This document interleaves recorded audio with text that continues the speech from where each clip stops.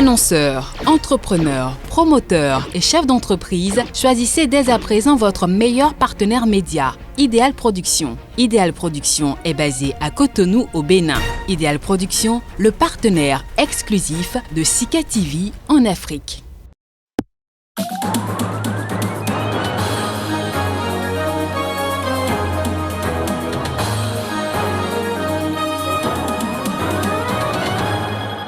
Au sommaire de cette édition, le chef de la mission d'enquête de l'Union africaine sur la situation politique et sécuritaire au Tchad a estimé ce lundi que c'est aux Tchadiens et aux Tchadiennes de sortir leur pays des difficultés.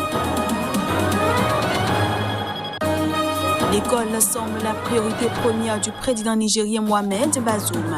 À peine investi, il s'attaque à un vaste programme de réforme du système éducatif.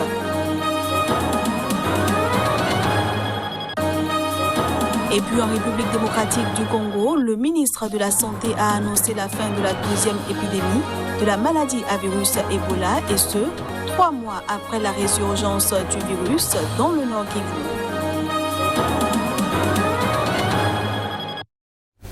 Voilà ainsi présenté l'ossature de cette édition. Bienvenue à tous.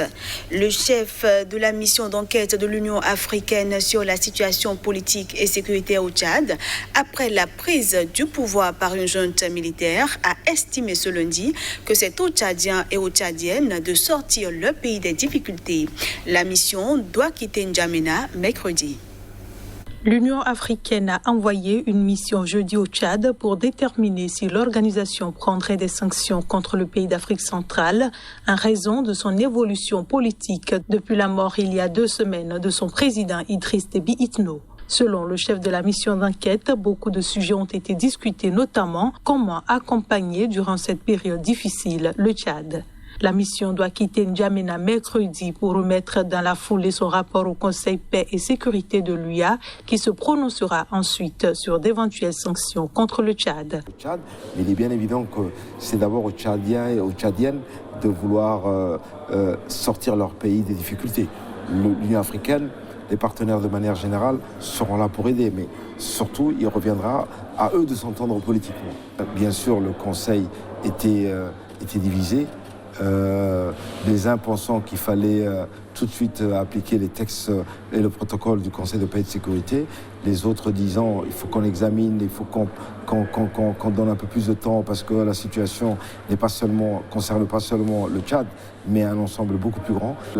Nous avons vu l'ensemble des acteurs, les partis d'opposition et également. Ceci nous permet d'avoir une vue beaucoup plus globale de la situation qui prévaut ici, et il était important d'écouter tous les acteurs. Au Tchad, un gouvernement de transition a été nommé par la junte dimanche soir, moins d'1 semaine après la nomination d'un premier ministre de transition. Des Tchadiens expriment leurs réserves face au gouvernement de transition nommé par la junte au pouvoir suite au décès de l'ex-président Idriss Déby Itno. On les suit. Cette jeunesse, on trouve que ce n'est pas quelque chose de bon. Et on va encore se reposer contre ces gens. Parce que nous, on ne vise pas le gouvernement, on veut un changement pour ce pays. Et ce changement doit se passer par le respect des textes qui régissent notre République. Un élément de Charles Kazabo aussi qui est entré et que le CMP va continuer. Mais si on voit que c'est les mêmes têtes, c'est la continuation du régime précédent, on sait qu'il n'y a pas de changement et les gens vont être frustrés, quoi. Donc c'est un peu ce que je pense. Donc quand on parle de changement ici, je vois un changement global. Pas qu'on change quelques têtes, on met quelques opposants et on parle de changement, ça c'est pas un changement. L'impression qu'on a, c'est que les gens se cherchent. Et voilà, rapidement, un gouvernement est constitué. Apparemment, c'est comme s'il n'y a pas consensus.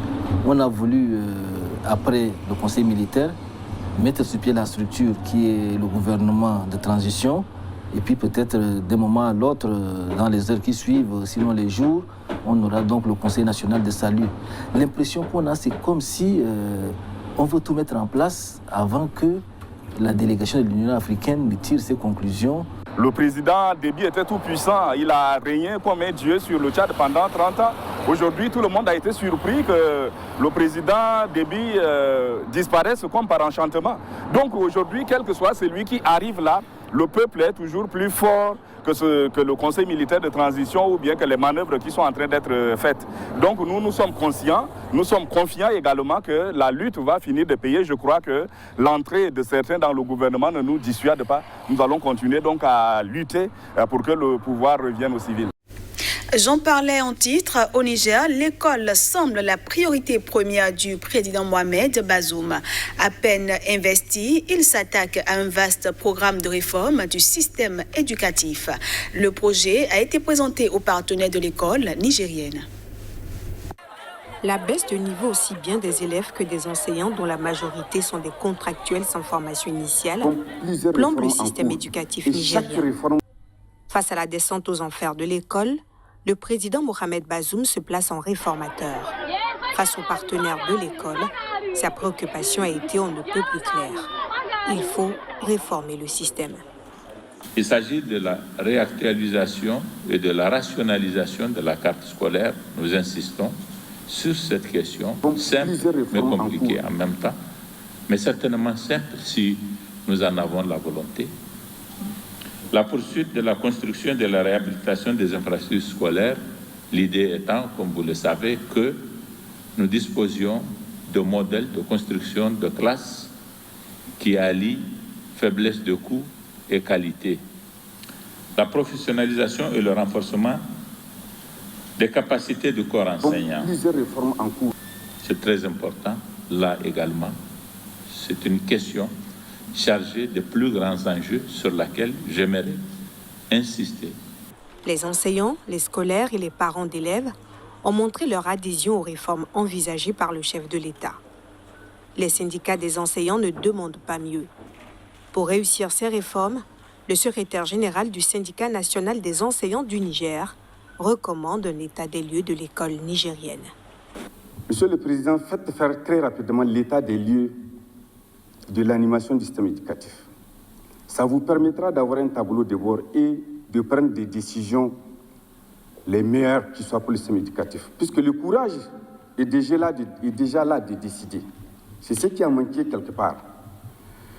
Le courage des bonnes décisions doit avoir comme base un état des lieux du système éducatif. Je ne parle pas d'états généraux, mais un état des lieux de ce qui est en train de se passer actuellement dans le système éducatif. Étant donné que nous avons plusieurs réformes en cours et chaque réforme part dans son sens.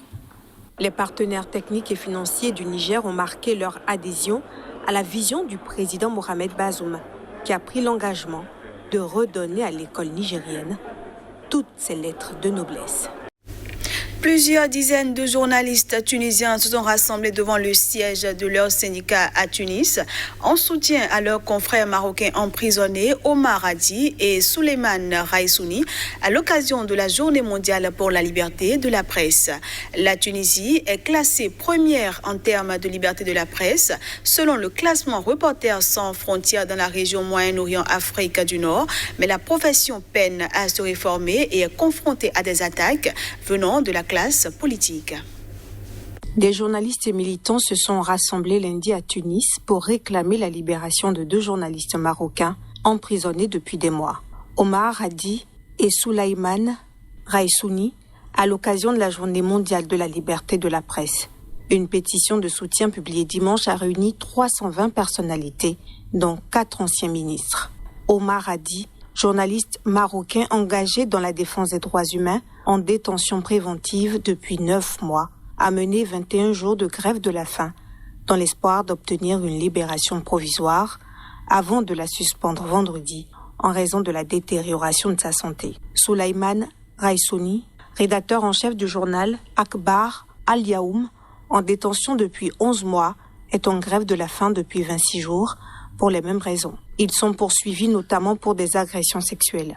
Selon leur soutien, la justice, instrumentalisée, les poursuit en raison de leurs publications critiques, ce que démentent les autorités marocaines. La Tunisie, où la révolution de 2011 a permis une liberté d'expression sans précédent, est le pays le mieux classé de la région Moyen-Orient et Afrique du Nord dans le classement Reporters sans frontières de la liberté de la presse, publié fin avril. Au 73e rang, elle devance le Maroc, 136e, et l'Algérie, 146e. Lundi à Alger, Une trentaine de journalistes ont manifesté, stylo à la main, pour une presse libre et démocratique, dans un climat de répression accru à l'encontre de toute voix dissidente. Ils ont réclamé notamment la libération d'un journaliste du sud du pays, Rabat Karesh, arrêté en avril, après avoir écrit sur un mouvement de protestation des Touaregs. Pour finir cette édition, le ministre congolais de la Santé a annoncé la fin de la 12e épidémie de la maladie à virus Ebola en République démocratique du Congo. Ce résultat est le fruit de l'utilisation du vaccin près de 3 mois après la résurgence du virus dans le Nord Kivu. La République démocratique du Congo a officiellement déclaré lundi la fin de la 12e épidémie de la maladie à virus Ebola, près de 3 mois après la résurgence dans le Nord Kivu. Un total de 12 cas ont été enregistrés, avec 6 décès et des centaines de personnes vaccinées depuis la réapparition de l'épidémie le 7 février dans la province du Nord Kivu. Le vaccin Zebov, fabriqué par un laboratoire américain, a été utilisé pour prévenir la propagation de cette 12e épidémie, a indiqué le ministre de la Santé. En ce lundi 3 mai 2021, je suis heureux de déclarer solennellement la fin de la 12e épidémie de la maladie à virus Ebola dans la province du Nord Kivu, en République démocratique du Congo.